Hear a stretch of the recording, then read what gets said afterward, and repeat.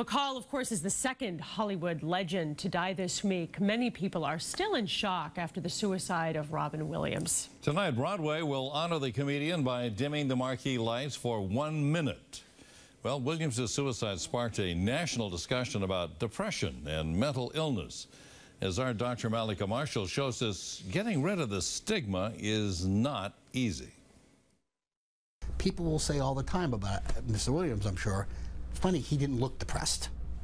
But in fact, that's the mask. Dr. David Gitlin, the vice chair of psychiatry at Brigham and Women's Hospital, has treated patients with depression for 25 years.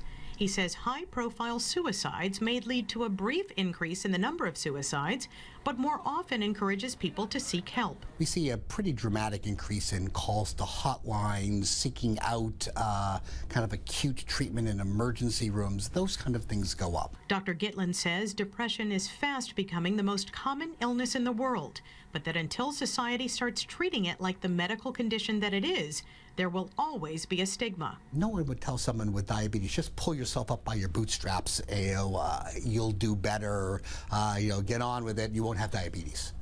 But we do that still all the time with depression. Patients with depression often report sleep problems, changes in appetite, trouble concentrating, and there's often substance abuse.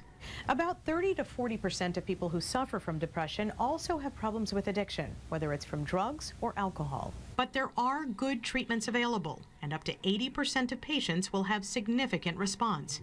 Dr. Gitlin says patients just need to reach out. We get it, that you're putting on a mask, you're fighting the hard battle right now, but don't feel like you have to fight that battle alone. There's help out there, and if you get that help, you can feel better. You won't feel suicidal down the road. Now, Dr. Gitlin suggests that people reach out to family members early on for support. And if you think you or your loved one is suffering from severe depression and is at risk of harm, get them to a local emergency room or call a hotline right away. I'm Dr. Mallika Marshall, WBZ News.